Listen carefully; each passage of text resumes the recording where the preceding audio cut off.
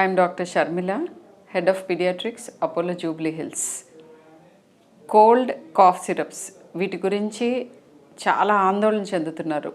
న్యూస్లో డెత్స్ అయినాయి, ఒక 15 మంది పిల్లలు మోర్ దాన్ వన్ ప్లేస్లో చనిపోయారు. సో కోల్డ్ కాఫ్ సిరప్స్ సేఫేనా, అసలు ఎలాంటి సిరప్స్ తీసుకోవాలి, ఇవన్నీ చాలా క్వశ్చన్స్ వస్తున్నాయి పేరెంట్స్ మైండ్స్లో. Cold cough syrup with prescription always is safe.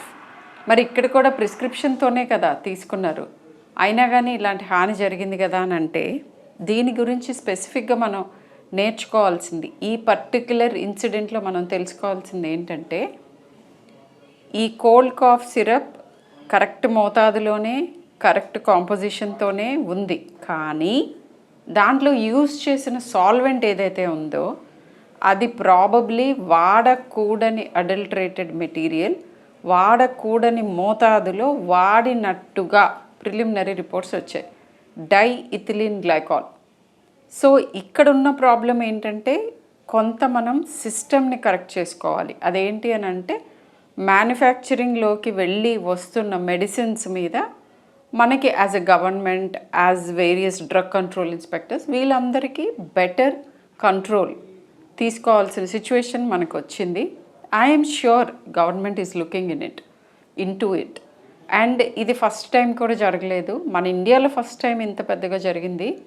But similar incident గ్యాంబియాలో జరిగింది ఒక 5 years బ్యాక్, అప్పుడు కూడా ఇదే ఇన్సిడెంట్ జరిగింది. అయితే ఇప్పుడు మరణించిన పిల్లల్లో మనం ఇంకా ఏం చేసి ఉండాల్సింది, ఇలాంటివి మనం తెలుసుకుంటే కొంత మనకు కూడా ఉపశమనం అనిపిస్తుంది. ఒకటి, సిస్టమ్ని కరెక్ట్ చేసుకోవటం, మోర్ ఫుల్ ప్రూఫ్గా చేయటం. ష్యూర్గా government will be looking into it.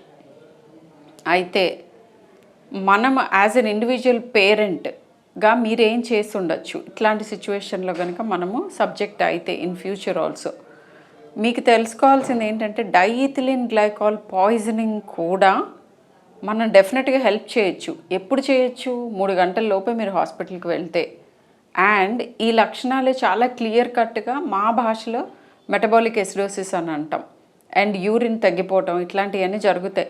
వాంతులు చేయటం, పిల్లలు కడుపు ఉబ్బరం లాగా రావటం, ఇలాంటి లక్షణాలు ఏమన్నా ఉంటే, వాళ్ళకి జ్వరం ఉంది, దగ్గు ఉంది, జలుబు ఉంది, అందుకే ఈ మందు తీసుకున్నారు, కానీ అవి తీసుకున్న తర్వాత కూడా పిల్లలు సరిగ్గా బెటర్ అవ్వట్లేదు, ఇంకా వేరే లక్షణాలు వస్తున్నాయి, ఇలా గమనించుకోగానే ఇమ్మీడియట్గా ఎమర్జెన్సీకి వెళితే దీనికి కూడా విరుగుడు మందులు ఉన్నాయి ఇలాంటి కంటామినేషన్ జరిగినప్పుడు. అండ్ ఇమ్మీడియట్గా ఎసిడోసిస్ని కరెక్ట్ చేస్తే కిడ్నీ డ్యామేజ్ అవ్వకుండా అండ్ దాని మూలాన డెత్ అవ్వకుండా కూడా ఆపగలిగే అవకాశం ఉంది. సో యాజ్ ఎ పేరెంట్ మీరు ఈ ఇన్సిడెంట్ నుంచి నేర్చుకోవాల్సింది, పిల్లల మీద ఒంట్లో బాగోనప్పుడు ఫస్ట్ థింగ్ డాక్టర్ ప్రిస్క్రిప్షన్తోనే మందులు తీసుకోవాలి. Over the counter or from previous prescriptions అప్పుడు ఇచ్చిన దగ్గుమందు ఆ ఇండికేషన్కి ఆ సందర్భంలో ఆ మోతాదులో సరిపోయి ఉండొచ్చు, కానీ అదే ప్రతిసారి మీరు రిపీట్ చేసుకోవటం.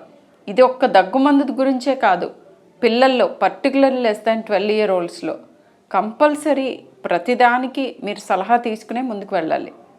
మీకే మేము ఇచ్చిన సలహా కొన్ని నా పేషెంట్స్కి చెప్తూ ఉంటాను. ఓవర్ ది కౌంటర్ మెడికేషన్ అంటే మీరు మా దగ్గరికి వచ్చే ముందే ఇలాంటి సందర్భంలో ఇది వాడచ్చు. కామన్గా ఇచ్చే ప్రిస్క్రిప్షన్ పారాసిటమాల్, దాని డోసేజ్. అలా కాకుండా కోల్డ్కి కూడా మేము సెట్రిజిన్ డోసెస్ చెప్తాం. అవి వాడి లేదు, అవి వాడినా కూడా ఇన్స్పైట్ ఆఫ్ విచ్ పెరుగుతోంది, లేదా ఇంట్లో చేసే చిట్కాల గురించి చాలా విరివిగా చెప్తూ ఉంటాం. స్టీమ్ తీసుకోండి, నోస్లో సలైన్ డ్రాప్స్ వేసుకోండి, 2 ఏళ్ళు దాటిన వాళ్ళలో అయితే 1 చెంచా హనీ అట్ బెడ్ టైం, దగ్గున్నప్పుడు, ఇలాంటి చిట్కాలన్నీ పాటిస్తూ ఆవిరి పట్టడం, సెట్రిజిన్ కూడా వేసుకొని తగ్గకపోతే డెఫినెట్గా డాక్టర్కి చూపించటం, లేదా డాక్టర్ సలహా మీకు ఇప్పుడు ఆన్లైన్ మీద చాలా అవైలబుల్ ఉన్నాం మేము అందరం, ఒక సలహా తీసుకోవటం.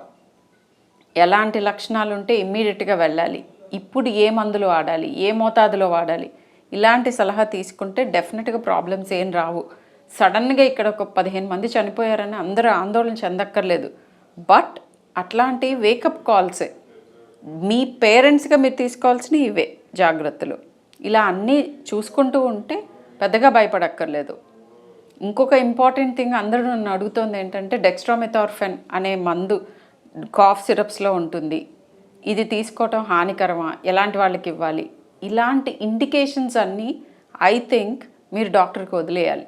డెక్స్ట్రామెథార్ఫెన్ బిలో 2 years ఇచ్చే సందర్భాలు చాలా చాలా రేర్. అవి ఎప్పుడు ఇవ్వాలి, ఏ మోతాదులో ఇవ్వాలి, ఎన్ని రోజులు ఇవ్వాలి, ఎలాంటి సందర్భంలో ఇవ్వాలి, ఇవన్నీ మీకు ఇంటర్నెట్ మీద దొరకవు. ఇంటర్నెట్లో చదువుకుని చేస్తేనే ఇలాంటి ప్రాబ్లమ్స్ వస్తాయి. అండ్ 2 to 6 yearsలో డెక్స్ట్రామెథార్ఫెన్ ఉన్న కాఫ్ సిరప్స్కి సర్టెన్ ఇండికేషన్స్ ఉన్నాయి, బట్ వీలైనంత వరకు అవాయిడే చేస్తాం. ఆ ఇండికేషన్ ఉంటే తప్ప మేము ప్రిస్క్రిప్షన్ ఇవ్వం.